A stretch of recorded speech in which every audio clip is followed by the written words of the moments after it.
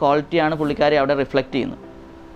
തീർച്ചയായും അത് ബാക്കിയുള്ളവരെ സംബന്ധിച്ചിടത്തോളം എനിക്ക് കണ്ടതിൽ പുള്ളിക്കാരി തന്നെയാണ് വിന്നറാകാൻ ഡിസേർവിംഗ് ആയിട്ടുള്ള വ്യക്തി.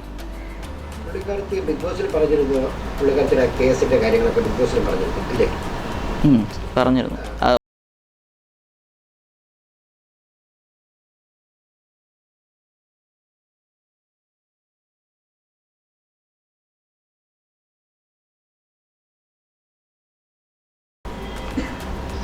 മനസ്സിലായില്ല സാർ.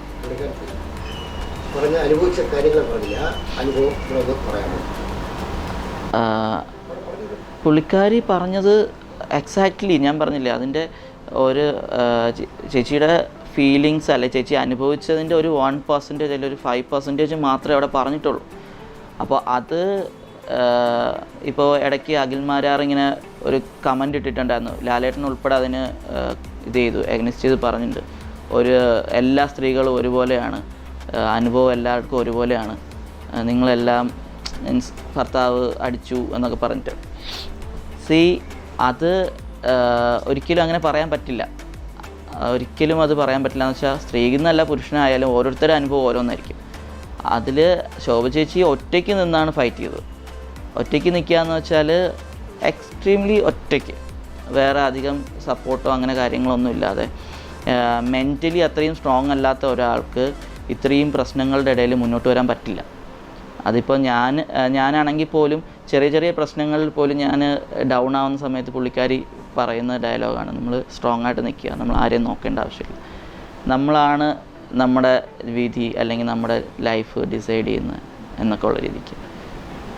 അപ്പോൾ പുള്ളിക്കാരി അത്രയും മോട്ടിവേഷൻ നമുക്ക് തരുന്നുണ്ട്. അതുപോലെ പുള്ളിക്കാരിയും അതനുസരിച്ചിട്ട് ആണ് മുന്നോട്ട് പോകുന്നത്. അപ്പോൾ ഞങ്ങൾ തന്നെ ഞങ്ങളുടെ റോൾ മോഡലായിട്ട് അല്ലെങ്കിൽ ഞങ്ങളുടെ ഒരു ഗുരു എന്നുള്ള രീതിക്കൊക്കെ കാണുന്നത് പുള്ളിക്കാരിയെ തന്നെയാണ്. അതിപ്പോൾ ബിസിനസ് സൈഡിലാണെങ്കിൽ പോലും ഒരു മാനുഷിക പരിഗണന അല്ലെങ്കിൽ ആ ബിസിനസ് കൊണ്ട് മറ്റൊരാൾക്കൊരു പ്രയോജനം ഉണ്ടാവണം.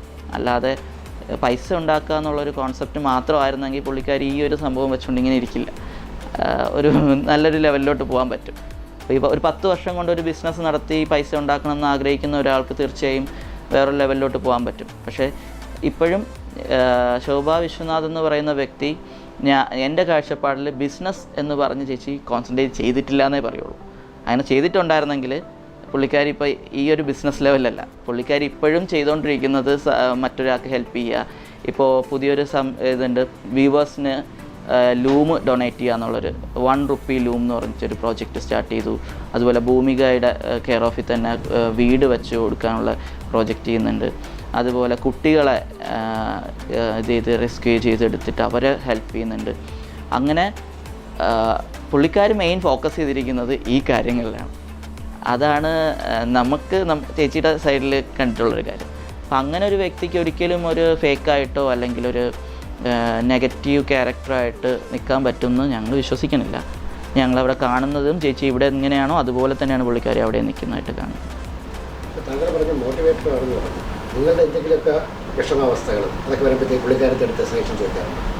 തീർച്ചയായും ചോദിക്കാറുണ്ട്. ഇപ്പം ആക്ച്വലി ഞാനൊരു ജസ്റ്റ് ഒരു എക്സാമ്പിൾ പറയുകയാണെങ്കിൽ, ഞാൻ നെക്സ്റ്റ് സ്റ്റെപ്പ് എന്താണെന്ന് അറിയാതെ നിന്നൊരു സിറ്റുവേഷൻ ഉണ്ട്. അതായത് എനിക്കൊരു സംരംഭം തുടങ്ങണം, എനിക്കൊരു ബിസിനസ് സ്റ്റാർട്ട് ചെയ്യണം. പക്ഷേ ആ ഒരു സിറ്റുവേഷനിൽ ഞാൻ എന്ത് ചെയ്യണം, എനിക്ക് എന്തൊക്കെ വേണം എന്നുള്ള ഡൗട്ടിൽ ഞാൻ നിന്ന സമയത്ത് പുള്ളിക്കാരി ഒരു ദിവസം ഒരു 2 മണിക്കൂർ എൻ്റെ അടുത്തിരുന്ന് സംസാരിച്ച് ക്ലിയറായി എനിക്കെന്തൊക്കെ വേണം, ഞാൻ എന്താകണം എന്നുള്ളത് എൻ്റെ ഉള്ളിൽ നിന്ന് തന്നെ ചേച്ചി പുറത്തെടുത്ത് അത് ക്ലിയർ ചെയ്തു. ഞാനിപ്പോൾ എൻ്റെ ഒരു സംരംഭത്തിൻ്റെ പുറകിലാണ്, അതിൻ്റെ വർക്കിലാണ്. അത് ചെയ്യാനുള്ള ഫുൾ സപ്പോർട്ടും ചേച്ചി ചെയ്തിട്ടുണ്ട്. അതിൻ്റെ മോട്ടിവേഷൻ തന്നിട്ടുണ്ട്, ഗൈഡൻസ് തന്നിട്ടുണ്ട്. അതിപ്പോൾ എനിക്ക് മാത്രമല്ല, ഇവിടെ ഉള്ള ഓരോരുത്തർക്കും അത് കൊടുത്തിട്ടുമുണ്ട്, കൊടുക്കുന്നുമുണ്ട്, ഇനി കൊടുക്കുകയും ചെയ്യുന്നു തന്നെയാണ്. അപ്പോൾ ചേച്ചിയുടെ നമ്മുടെ ചുറ്റുമുള്ള എല്ലാവരും നന്നായിരിക്കുക എന്നുള്ളതാണ് പുള്ളിക്കാരുടെ ലക്ഷ്യം. ഇത് കാണുന്ന പ്രേക്ഷകരോട് ശോഭയ്ക്ക് വേണ്ടി എന്താണ് പറയാനുള്ളത്?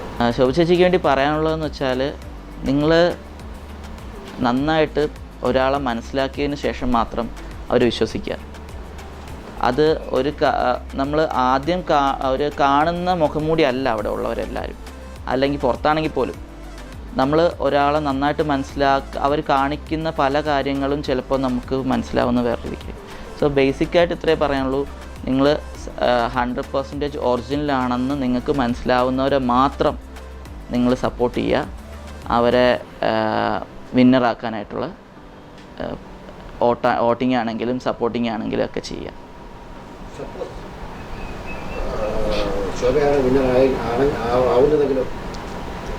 സപ്പോസ് അല്ല ചേച്ചി, എനിക്ക് വിന്നറാവുക അതങ്ങനെ തന്നെ ആയിരിക്കും. വീവേഴ്സ് വില്ലേജ് സ്റ്റാർട്ട് ചെയ്തിട്ട് ഇപ്പോൾ 10 വർഷമായി. ഇത് 10ാമത്തെ വർഷമാണ്. അപ്പോൾ നമ്മൾ 10ാമത്തെ വർഷത്തിൻ്റെ ആഘോഷം പ്ലാൻ ചെയ്യുകയായിരുന്നു ചേച്ചിയും നമ്മളും എല്ലാവരും കൂടി. അപ്പോഴാണ് ബിഗ് ബോസിലേക്ക് അവസരം കിട്ടി അങ്ങോട്ട് പോകേണ്ടി വന്നത്. അപ്പോൾ ഇനി ചേച്ചിയുടെ ബിഗ് ബോസിൻ്റെ കപ്പ് കിട്ടിയതും നമ്മുടെ 10ാമത്തെ വർഷത്തെ ആനിവേഴ്സറി സെലിബ്രേഷനും കൂടെ ഒരുമിച്ച് നടത്താം എന്നുള്ളൊരു പ്ലാനിങ്ങിലാണ്. 10 വർഷം മുമ്പ് രമ്യ സമ്പത്ത് എന്ന് പറഞ്ഞ ചേച്ചിയുടെ ഫ്രണ്ടും ശോഭ ചേച്ചിയും കൂടി അവരുടെ ഗോൾഡ് പണയം വച്ചിട്ടൊക്കെയാണ് അവർ സ്റ്റാർട്ട് ചെയ്യുന്നത്. അത്രയും പാഷനേറ്റഡ് ആയിട്ട് തുടങ്ങിയ ഒരു സംരംഭമാണിത്. നെയ്ത്ത് തൊഴിലാളികളെ അല്ലെങ്കിൽ നെയ്ത്ത് മേഖലയെ അപ്ലിഫ്റ്റ് ചെയ്യുക, അവരെ സപ്പോർട്ട് ചെയ്യുക എന്നതായിരുന്നു അവരുടെ ഉദ്ദേശം. അതുതന്നെയാണ് അവരിപ്പോഴും പ്രവർത്തിച്ചുകൊണ്ടിരിക്കുന്നത്. ബാലരാമപുരം മുതൽ കാസർഗോഡ് വരെയുള്ള നെയ്ത്തുകാരുടെ കയ്യിൽ നിന്ന് കളക്ട് ചെയ്യുന്ന തുണികളാണ് നമ്മളിവിടെ സെയിൽ ചെയ്യുന്നത്. അപ്പോൾ അതിന് നല്ല ഡിസൈനേഴ്സ് ഉണ്ട്. നമ്മൾ വേൾഡ് ഫേമസ് ആയ ഡിസൈനേഴ്സ് വരെ ഉണ്ട്. ശോഭ ചേച്ചി ഓൾസോ ഡിസൈനർ, ഗ്രേറ്റ് ഡിസൈനർ. അതുപോലെ രമ്യ ചേച്ചിയും ഡിസൈനറാണ്. പുള്ളിക്കാരി NID കഴിഞ്ഞിട്ട് ചെയ്ത ഡിസൈനറാണ്. അപ്പോൾ ഇവർ ഒരു ഡിസൈനിങ് ഹാൻഡ്ലൂം പ്രൊഡക്ട്സ് എന്നുള്ള രീതിക്കൊക്കെയാണ് ഇവർ സ്റ്റാർട്ട് ചെയ്തത്. അങ്ങനെ തന്നെയാണ് ഇപ്പോഴും പൊയ്ക്കൊണ്ടിരിക്കുന്നത്.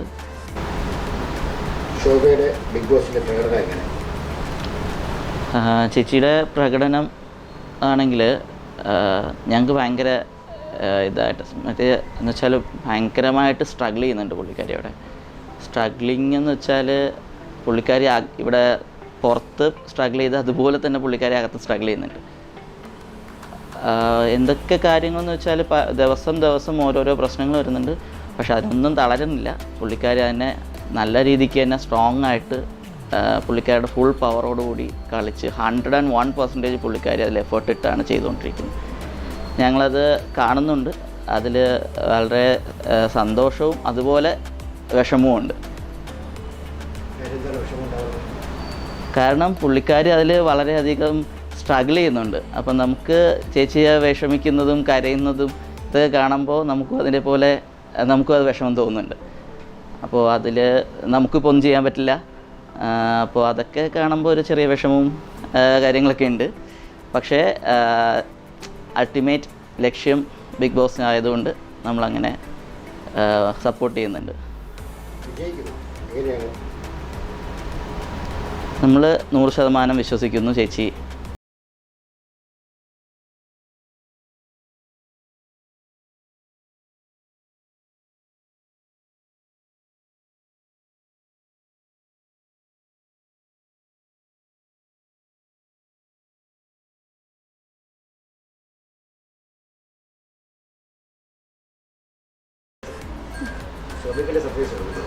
അല്ലല്ല, അത് നമ്മൾ സർപ്രൈസാണ്. ചേച്ചി വരുമ്പോൾ കാണിക്കാന്ന്. അതെ, ഞങ്ങളെല്ലാവരുടെയും ടീമായിട്ട് തന്നെ നമ്മൾ സർപ്രൈസ് ചെയ്ത് വെച്ചിട്ടുണ്ട്.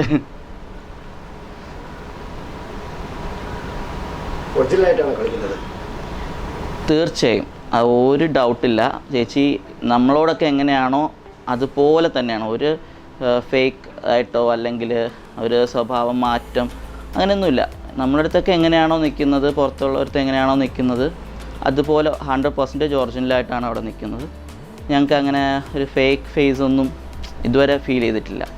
എല്ലാം കറക്റ്റ്. പുള്ളിക്കാരി എങ്ങനെയാണോ നമ്മളോടൊക്കെ ഒരു പ്രോബ്ലം വരുമ്പോൾ അല്ലെങ്കിൽ ഒരു സിറ്റുവേഷൻ വരുമ്പോൾ എങ്ങനെയാണോ റിയാക്ട് ചെയ്യുന്നത്, ഞങ്ങളോടൊക്കെ എങ്ങനെയാണോ കമാൻഡ് ചെയ്യുന്നത്, നമ്മളോടൊക്കെ എങ്ങനെയാണോ സ്നേഹത്തോടെ നിൽക്കുന്നത്, അതുപോലെ തന്നെയാണ് അവിടെയും ഞങ്ങൾ കാണുന്നത്. അങ്ങനെ തന്നെയാണ്.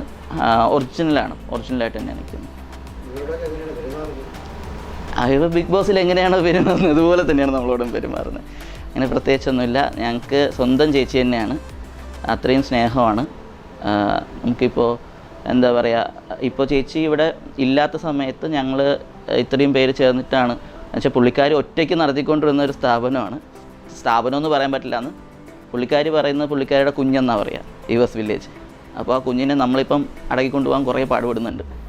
കാരണം കുറേ പേരുണ്ട്, എന്നാൽ പോലും നമുക്ക് കുറച്ച് സ്ട്രഗിൾ ചെയ്യുന്നുണ്ട് അങ്ങനെ കൊണ്ടുപോകാനായിട്ട്.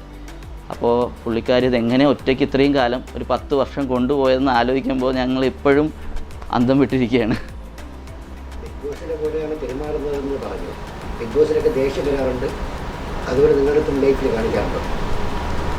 ദേഷ്യം വരാറുണ്ട്, അതുപോലെ നമ്മളെത്തും ദേഷ്യപ്പെടാറുണ്ട്, ഞങ്ങളെയും ദേഷ്യപ്പെടാറുണ്ട്, വഴക്ക് പറയാറുണ്ട്. അത് കുറച്ച് നേരത്തേക്കാണ്. പുള്ളിക്ക് അത് കഴിയുമ്പോഴത്തേക്ക് വീണ്ടും നമ്മളിപ്പം വീട്ടിൽ അമ്മയും ചേച്ചിയും ഒക്കെ വഴക്കുണ്ടാക്കുമല്ലോ, അത്രേ ഉള്ളൂ. പുള്ളിക്കാരിക്ക് ദേഷ്യം വരുമ്പോൾ ദേഷ്യപ്പെടും, പറയും. ഉള്ളിലൊന്നും വച്ചിട്ടുണ്ടാവില്ല പറയുന്നത് കുറച്ച് കഴിയുമ്പോഴത്തേക്ക് സോൾവ് ആവും. എടാ സോറി, അല്ലെങ്കിൽ എടാ ഞാൻ പറഞ്ഞാൽ അങ്ങനെ അങ്ങ് സോൾവ് ആയി പോകും. അങ്ങനെ ഒന്നും മനസ്സിലൊന്ന് വച്ചിട്ട് ഒന്ന് പെരുമാറി മറ്റൊരാളെ ഫേക്കായിട്ട് ചിത്രീകരിക്കാറില്ല പുള്ളിക്കാരി. എന്തെങ്കിലും തോന്നുന്നുണ്ടെങ്കിൽ അപ്പം തന്നെ അങ്ങ് ഓപ്പണപ്പായിട്ട് പറയും.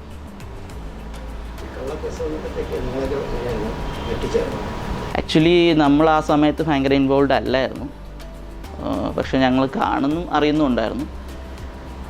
പക്ഷേ ഒരു സാധാരണ ഒരു സ്ത്രീകൾ ആരാണെങ്കിലും, സ്ത്രീകളെന്നല്ല പുരുഷന്മാരാണെങ്കിൽ പോലും ഇത്രയും സ്റ്റിക്ക് ബോണായിട്ട് നിൽക്കാൻ പറ്റുമെന്ന് എനിക്ക് തോന്നുന്നില്ല.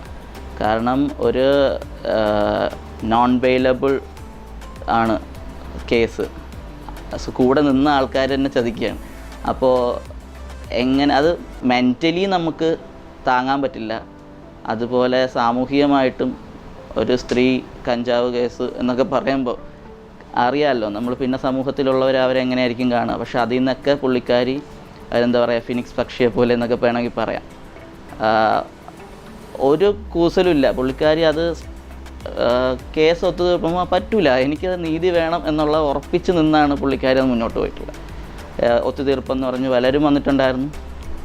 ഒത്തുതീർക്കണ്ട, നിങ്ങൾ കണ്ടുപിടിക്കുക ആരാണ് സത്യം, ഞാനാണ് ഉത്തരവാദിയെങ്കിൽ ഞാനതിന് റെഡിയാണെന്നുള്ള രീതിക്ക് തന്നെയാണ് പുള്ളിക്കാരി. അപ്പം അത്രയും അയൺ ലേഡി ആയിട്ട് നിൽക്കുന്നൊരു സ്ത്രീ തന്നെയാണ്.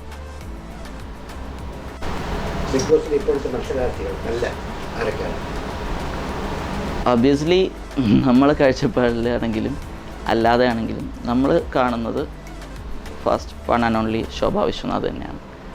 പിന്നെ ബാക്കി കണ്ടസ്റ്റൻസ് നന്നായിട്ട് കളിക്കുന്നുണ്ട്, പക്ഷേ അതിൽ എത്രത്തോളം അവർ ഒറിജിനലാണെന്നുള്ളത് നമുക്ക് അറിയില്ല, ഒന്നാമത്തെ കാര്യം. രണ്ടാമത്തത് ഗ്രൂപ്പിസം നന്നായിട്ട് വരുന്നുണ്ട്. ഞാൻ കാണുമ്പോൾ എൻ്റെ കാഴ്ചപ്പാടാണ് പറയുന്നത്. ഇപ്പോൾ അവിടെ 2-3 ഗ്രൂപ്പൊക്കെ ഉണ്ട്, പക്ഷേ ഈ ഗ്രൂപ്പിൽ ഒന്നും തന്നെ ശോഭ ചേച്ചി വരുന്നില്ല എന്ന് വെച്ചാൽ പുള്ളിക്കാരിക്ക് താല്പര്യമില്ല. അതൊന്നാമത്തെ കാര്യം. പുള്ളിക്കാരി ഒറ്റയ്ക്ക് നിന്നാണ് ഇപ്പോൾ ഇതുവരെയും സ്ട്രഗിൾ ചെയ്തുകൊണ്ടിരുന്നതും ഫ്രണ്ടിലോട്ട് പൊയ്ക്കൊണ്ടിരുന്നത്. അതുകൊണ്ട് തന്നെ എന്താ പറയുക, പല കാര്യങ്ങളിലും പുള്ളിക്കാരിക്ക് ഒറ്റയ്ക്ക് പോരാടേണ്ടി വരുന്നുണ്ട്.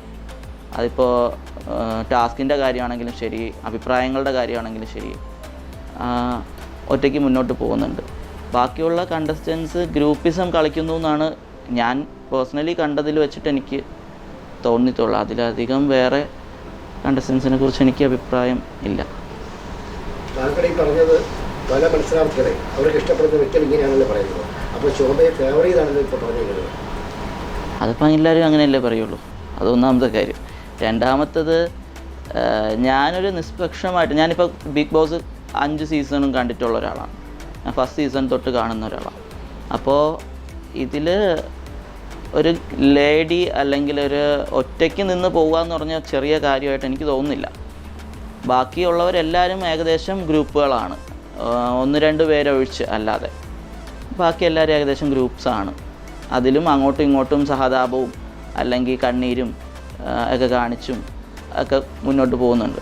പക്ഷെ ഇപ്പോൾ ശോഭ ചേച്ചി കരയുന്നുണ്ടെന്ന് പറഞ്ഞാൽ പോലും പുള്ളിക്കാരി അത്രയും എന്താണ് ഹേർട്ട് ചെയ്താൽ മാത്രം, അതും വേറെ ആരെയും കാണിക്കാൻ വേണ്ടിയിട്ട് കരയുന്നതല്ല. പുള്ളിക്കാരി അതെങ്കിലും മൂലയ്ക്ക് പോയിട്ടൊന്ന് കരയോ അങ്ങനെയെങ്കിലും ആയിരിക്കും.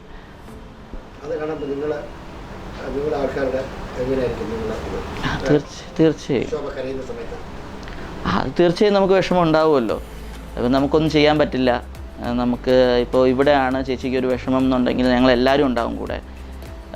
പക്ഷേ നമുക്കൊന്നും ചെയ്യാൻ പറ്റില്ല, നമുക്ക് കാണാൻ മാത്രമേ പറ്റുന്നുള്ളൂ. അപ്പോൾ ആ ഒരു സിറ്റുവേഷനിൽ നമുക്ക് സ്വാഭാവികമായിട്ടും സങ്കടം ഉണ്ടാവും. എന്തായാലും ഞങ്ങളാരും തുടങ്ങിയിട്ടില്ല. ഞങ്ങൾ ഇവിടുത്തെ ആർമി തന്നെ നേരെ കൊണ്ടുപോകാൻ പറ്റുന്നില്ല. ഇവിടെ ഉള്ള വർക്കും കാര്യങ്ങളുമൊക്കെ തന്നെ നമുക്ക് കൊണ്ടുപോകാൻ തന്നെ ഭയങ്കര ബുദ്ധിമുട്ടാണ്. കാരണം ചേച്ചി ഒറ്റയ്ക്ക് കൊണ്ടുവരുന്ന സാധനമാണ്. ഞങ്ങളിപ്പോൾ ഏകദേശം ഇവിടെ 8-10 പേരുണ്ട്. ഈ 8-10 പേരും കൂടെ വലിച്ചു നീട്ടിയിട്ട് പോലും അത് കൊണ്ടുപോകാൻ പറ്റുന്നില്ല. അപ്പോൾ അതിൽ നിന്ന് തന്നെ പുള്ളിക്കാരുടെ സ്ട്രെങ്ത് എത്ര എന്നുള്ളത് നമുക്ക് മനസ്സിലാക്കാൻ പറ്റും.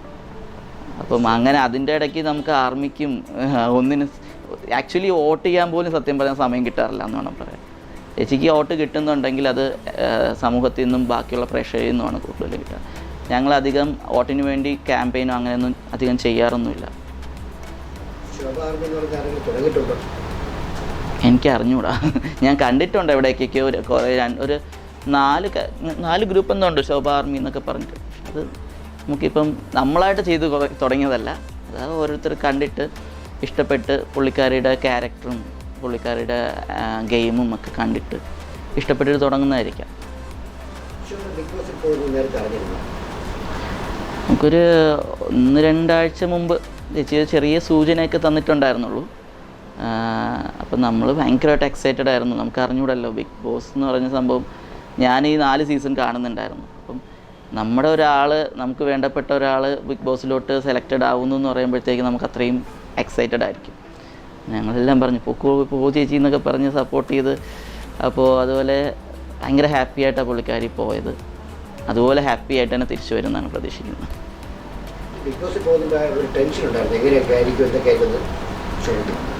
അങ്ങനെ വലിയ ടെൻഷനൊന്നുമില്ല. അതിൻ്റെ അപ്പുറം കണ്ടിട്ടാണ് പുള്ളിക്കാരിക്കുന്നത്. അപ്പോൾ അതൊന്ന്. രണ്ടാമത്തെ ടെൻഷൻ എന്ന് വെച്ചാൽ ഇത് നമ്മുടെ ചേച്ചിയുടെ ബേസിക്കായിട്ട് കുറച്ച് ആക്ടിവിറ്റീസ് ഉണ്ട്. ഇപ്പോൾ വീവേഴ്സ് വില്ലേജ് ആണെങ്കിലും ഭൂമിക എന്ന് പറഞ്ഞൊരു NGO പുള്ളിക്കാരി ഇത് ചെയ്യുന്നുണ്ട്. പിന്നെ എൽഷിബ എന്ന് പറഞ്ഞിട്ടൊരു കുട്ടികളുടെ ചാരിറ്റബിൾ സംഭവത്തിൽ പുള്ളിക്കാരി ആക്റ്റീവാണ്. അപ്പോൾ പുള്ളിക്കാരി സമൂഹത്തിൽ ഇറങ്ങി പ്രവർത്തിക്കുന്ന ഒരു എൻ്റർപ്രണറാണ്.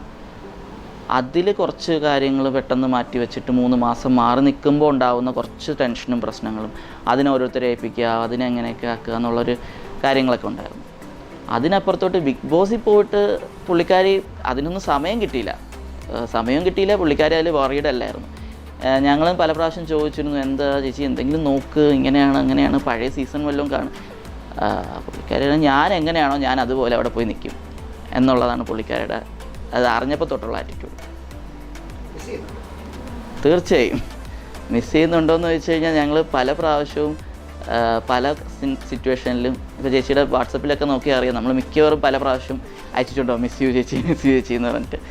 കാരണം നമുക്കാണെങ്കിൽ ഒരു വിഷമം വരുമ്പം പെട്ടെന്ന് വന്ന് പറയാൻ പറ്റുന്ന ഒരാൾ, അല്ലെങ്കിൽ നമ്മുടെ സ്വന്തം സഹോദരിയായിട്ട് കണ്ടുകൊണ്ട് നിൽക്കാൻ പറ്റുന്ന ഒരു വ്യക്തിത്വമായിരുന്നു. അപ്പം നമുക്കൊരു പ്രശ്നം വരുന്ന സമയങ്ങളിൽ ചേച്ചി വല്ലാതെ മിസ് ചെയ്യും. ചേച്ചി ഇവിടെ ഉണ്ടായിരുന്നെങ്കിൽ അത് എനിക്കിങ്ങനെ വരില്ലായിരുന്നു, എനിക്കിങ്ങനെ ഇത്രയും സ്ട്രഗിൾ ചെയ്യേണ്ടി വരില്ലായിരുന്നു എന്നുള്ള രീതിക്കാണെങ്കിലും ചില സമയങ്ങളിലൊക്കെ നമ്മുടെ ഒരു ഒഴിഞ്ഞ സമയങ്ങളിലൊക്കെ നമുക്ക് മിസ് ചെയ്യും, അല്ലാതെ മിസ് ചെയ്യുന്നുണ്ട്. ആക്ച്വലി ഞാൻ ആ സമയത്ത് ഇവിടെ അങ്ങനെ ആക്റ്റീവ് അല്ലായിരുന്നു. വീവേഴ്സ് വില്ലേജ് എന്ന് പറഞ്ഞാൽ നമ്മൾ ശോഭചേച്ചി 10 വർഷമായി തുടങ്ങിയിട്ട് വീവേഴ്സ് വില്ലേജ് സ്റ്റാർട്ട് ചെയ്തിട്ട്. അപ്പോൾ ശോഭചേച്ചി വേറെ ചേച്ചിയുടെ ഒരു ഫ്രണ്ട് രമ്യ എന്ന് പറഞ്ഞ ചേച്ചിയും രണ്ടുപേരും കൂടി ചേർന്നിട്ടാണ് സ്റ്റാർട്ട് ചെയ്യുന്നത്. അപ്പോൾ വീവേഴ്സ് വില്ലേജ് എന്ന് പറയുന്നത് നമ്മുടെ കൈത്തറി മേഖലയെ ഒന്ന് അപ്ലിഫ്റ്റ് ചെയ്യുക, അവർക്ക് സഹായം, അവർക്കൊരു പ്ലാറ്റ്ഫോം എന്നുള്ള ലെവലിലാണ് സ്റ്റാർട്ട് ചെയ്തത്. അപ്പോൾ എൻ്റെ പരിമിതമായ അറിവ് വെച്ചാണ് ഞാനീ പറയുന്നത്. വിവേഴ്സ് വില്ലേജിൽ ഇപ്പോൾ നമ്മൾ ചെയ്യുന്നത് ബാലരാമപുരത്ത് നിന്നുള്ള ലൂമേഴ്സിൻ്റെ കയ്യിൽ നിന്ന് ഒറിജിനൽ ഹാൻഡ്ലൂം തുണിത്തരങ്ങൾ വാങ്ങി നമ്മളിവിടെ സെയിൽ ചെയ്യുന്നുണ്ട്. അതുപോലെ നമ്മൾ ഡിസൈൻ ചെയ്ത് അവരെ കൊണ്ട് നെയ്ത് വാങ്ങിപ്പിക്കുന്നുണ്ട്.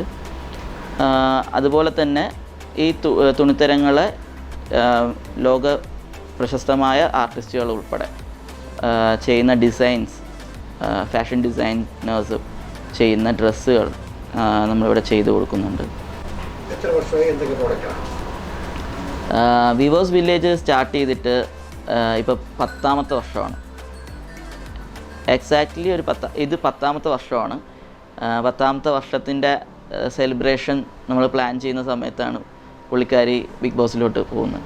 ചേച്ചിയുടെ കപ്പിൻ്റെ സെലിബ്രേഷനും നമ്മുടെ 10ാമത്തെ വർഷത്തിൻ്റെ സെലിബ്രേഷനും ഒരുമിച്ച് നടത്താനുള്ള പ്ലാനിങ്ങിലാണ് നമ്മൾ.